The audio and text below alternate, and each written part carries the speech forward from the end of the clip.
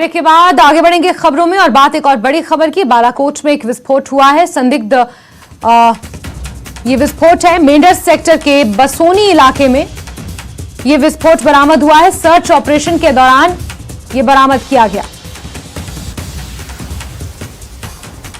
बड़ी खबर आपको दे रहे हैं जहां बालाकोट में एक संदिग्ध विस्फोटक बरामद हुआ है और संदिग्ध परिस्थितियों में यह विस्फोटक बरामद हुआ है। सर्च ऑपरेशन के दौरान इसे बरामद किया गया। बालाकोट से इस वक्त की बड़ी खबर जहां संदिग्ध विस्फोटक बरामद हुआ है। मेंढर सेक्टर के बसोनी इलाके में यह विस्फोटक बरामद हुआ है। सर्च ऑपरेशन वहां पर चलाया गया था जिसके बाद यह संदिग्ध विस्फोटक बरामद हुआ है।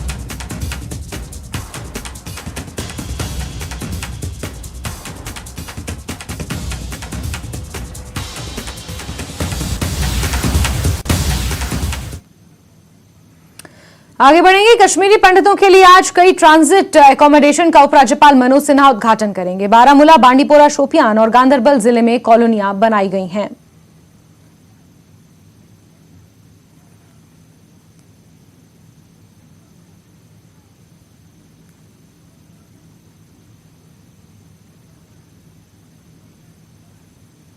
पीएम पैकेज एम्प्लॉयज की जो देरीना मांग थी वो आज पूरी होने जा रही है और खोजबाग में जो आप मेरे पीछे देख रहे हैं ये क्वार्टर्स बने हुए हैं।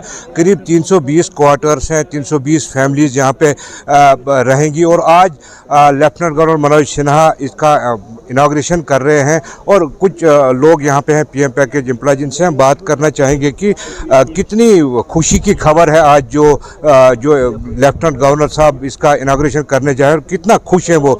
आप अपना नाम बताइए और ये बताइए कि कितनी खुशी महसूस हो रही है, क्योंकि काफ़ी दिनों से आप प्रोटेस्ट भी कर रहे थे और इससे लगता है आपको कि आपका मसला किसी हद तक हल हो जाएगा। मेरा नाम नीरू भट्ट है।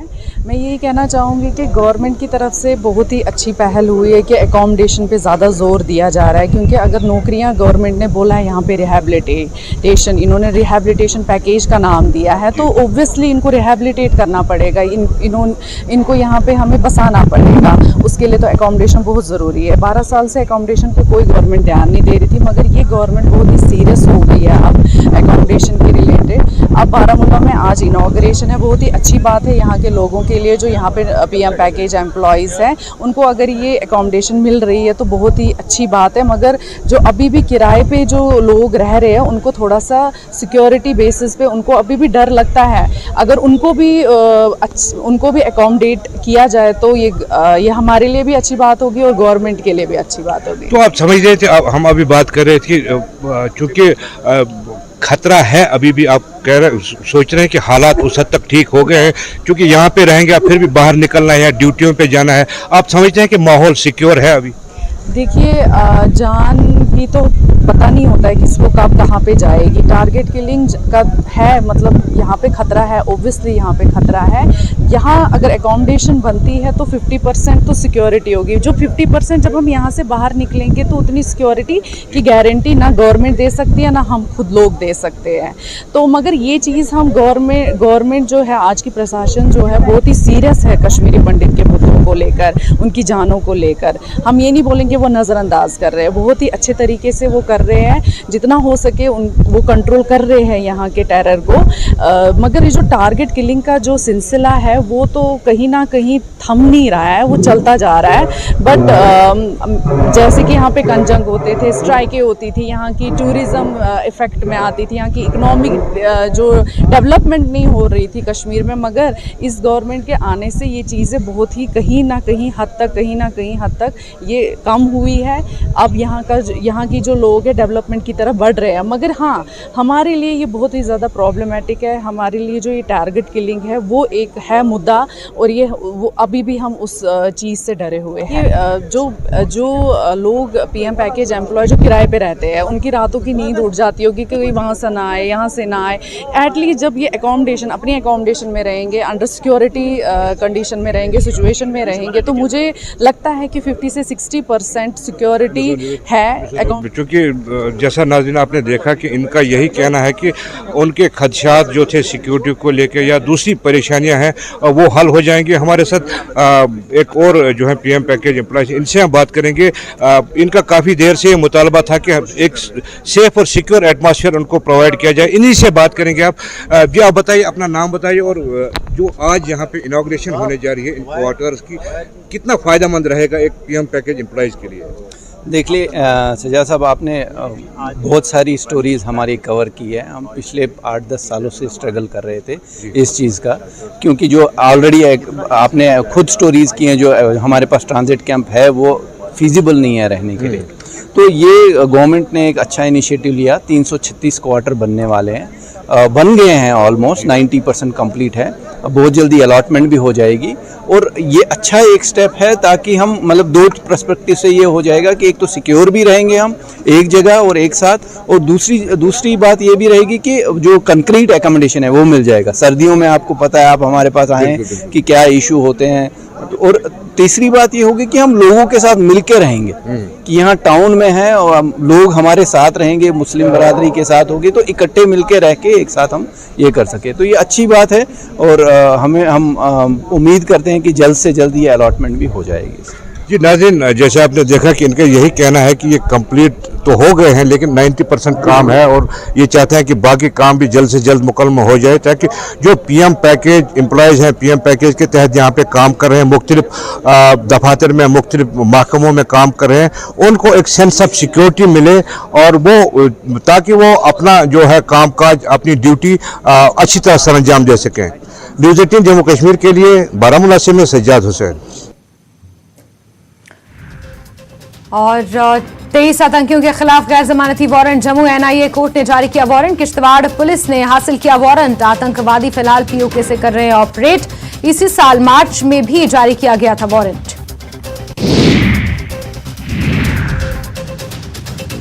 बड़गाम में एनआईए का छापा, एनजीओ के दफ्तर पर छापा, टेरर फंडिंग मामले में कार्रवाई। खुर्रम परवेज के दफ्तर पर एनआईए का छापा, जेल में बंद है खुर्रम परवेज, दस्तावेज और डिजिटल उपकरण जब्त किए गए।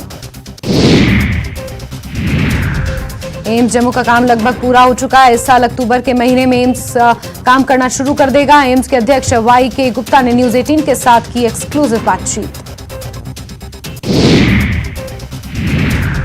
कश्मीरी पंडितों के लिए आज कई ट्रांजिट अकोमोडेशन का उपराज्यपाल मनोज सिन्हा ने किया उद्घाटन। बारामूला, बांडीपोरा, शोपियान और गांदरबल जिले में कॉलोनियां बनाई गई हैं।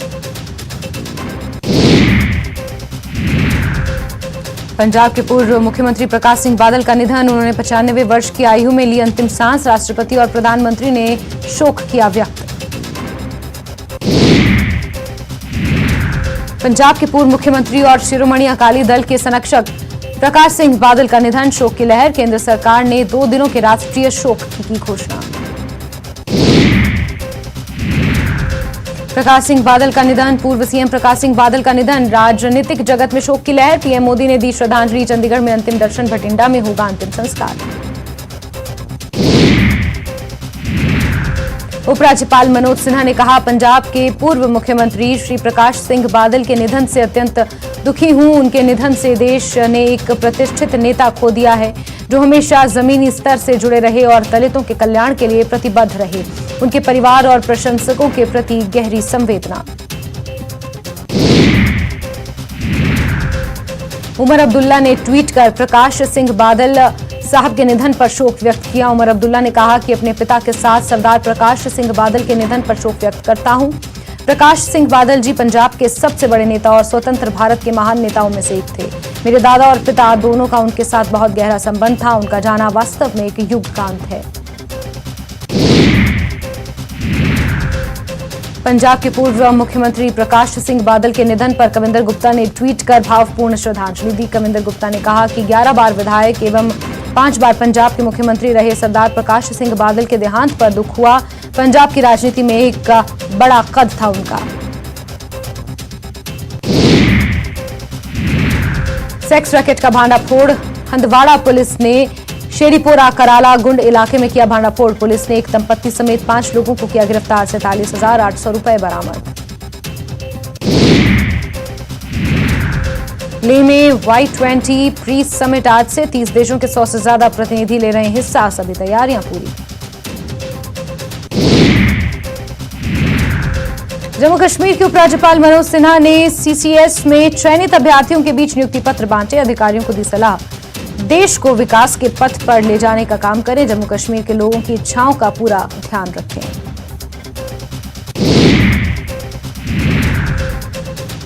ऑपरेशन कवेरी के तहत पोर्ट सुडान से 135 भारतीयों का तीसरा जत्था विमान से जेद्दा पहुंचा।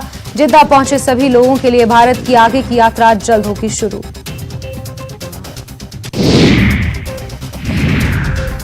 मानहानि मामले में राहत के लिए गुजरात हाईकोर्ट पहुंचे राहुल गांधी। राहुल गांधी ने निचली अदालत के आदेश को हाईकोर्ट में दी चुनौती।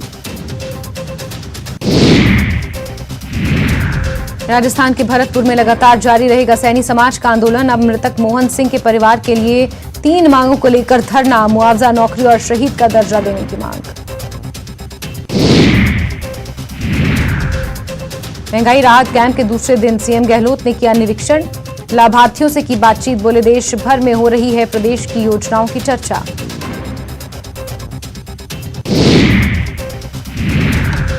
राजस्थान में कानून व्यवस्था को लेकर बीजेपी ने कांग्रेस पर साधा निशाना। बीजेपी प्रदेश अध्यक्ष सीपी जोशी बोले उपद्रवियों के साथ है सरकार की शह। मालपुरा, भीलवाड़ा और जोधपुर की घटनाओं का किया जिक्र। अजमेर और दौसा में बीजेपी ने जन आक्रोश रैली से भरी हुंकार। दौसा में बीजेपी कार्यकर्ताओं ने कलेक्ट्रेट का किया घेराव। बैरिकेडिंग पर चढ़कर बीजेपी कार्यकर्ता ने जमकर की नारेबाजी।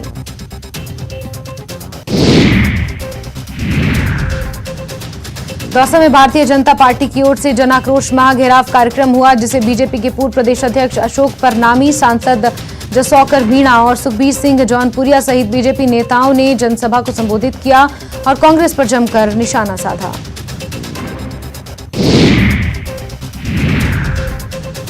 राजस्थान में क्राइम के खिलाफ पुलिस का बड़ा एक्शन। राजस्थान पुलिस की जयपुर कमिश्नरेट के चारों जिले में ताबड़तोड़ कार्रवाई। 3000 से ज्यादा अपराधियों को पकड़ा गया। जयपुर में शादी समारोह के बीच मेहमान बनकर जेवर, नकदी और कीमती सामान चुराने वाली गैंग सक्रिय। ये गैंग नाबालिग बच्चों को नए कपड़े पहनाकर मैरिज गार्डन में भेजती है, जो वहां लोगों के बीच मेहमान बनकर घूमते रहते हैं। हालांकि उनकी नजर कीमती सामानों पर बनी रहती है।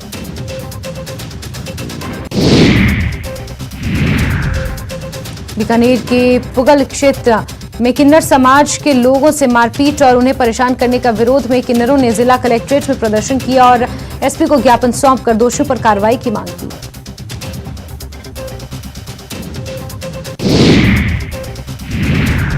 टोंक के बरौनी थाना इलाके के खिड़गी गांव के रहने वाले हनीज बंजारा को मुर्गी चोरी के आरोप में बेरहमी से पीटा गया। पीड़ित हनीज को घर बुलाकर पेट से बांधा और बेरहमी से उसके साथ मारपीट की गई। पीड़ित पक्ष ने एसपी को ज्ञापन सौंपकर आरोपियों के खिलाफ कार्रवाई की मांग की है।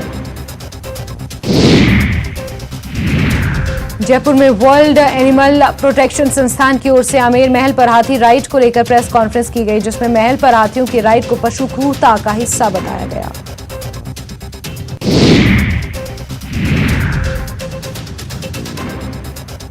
उमेश पाल हत्याकांड में फरार शाइस्ता और गुड्डू की तलाश तेज। कई ठिकानों पर पुलिस की दबिश। पश्चिम बंगाल के मुर्शिदाबाद में मिली गुड्डू की लोकेशन।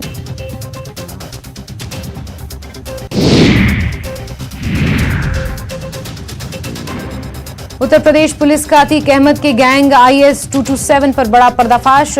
जारी की गैंग से जुड़े 121 सदस्यों और 58 सहयोगियों की लिस्ट।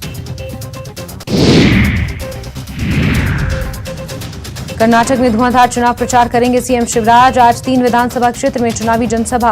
बीजेपी के स्टार प्रचारक हैं मुख्यमंत्री। भारतीय संस्कृति की सात्विक दर्शन कराएगी। भोपाल में आचार्य शंकर प्रकोत्सव एकात्म पर्व कार्यक्रम में बोले शिवराज। कहा गांव नगर में धर्माचार्यों को निकलना होगा। शिवराज कैबिनेट का बड़ा फैसला। फसल क्षतिपूर्ति की बढ़ाई गई राशि। लाइनमैन को मिलेगा 1000 जोखिम भत्ता। ग्वालियर अस्पताल के लिए 972 पद मंजूर।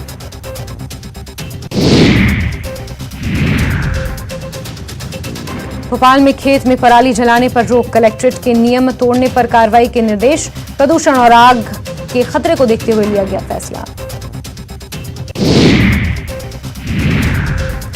कोऑपरेटिव सोसाइटी में नहीं हो सकेंगी राजनीतिक नियुक्तियां, हाईकोर्ट की ग्वालियर बेंच का बड़ा आदेश, चुनाव कराने के दिए निर्देश।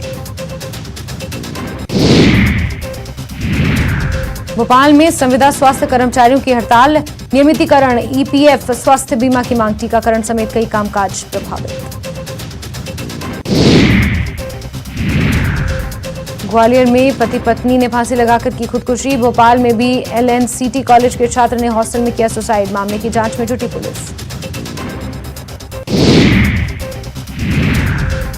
नगर निगम चुनाव में प्रचार करने उतरे कई कांग्रेसी दिग्गज, समन्वय समिति की बैठक में शामिल हुए 8 बार से विधायक कौल सिंह ठाकुर, रामलाल ठाकुर, सुधीर शर्मा और आशा कुमारी। प्रदेश अध्यक्ष के तौर पर प्रतिभा सिंह का 1 साल हुआ पूरा। कांग्रेस के घोषणा पत्र पर बीजेपी का पलटवार, कहा कांग्रेस की गारंटियों को लेकर वादे और अब इरादे बदले, शिमला की जनता को सब है जानकारी।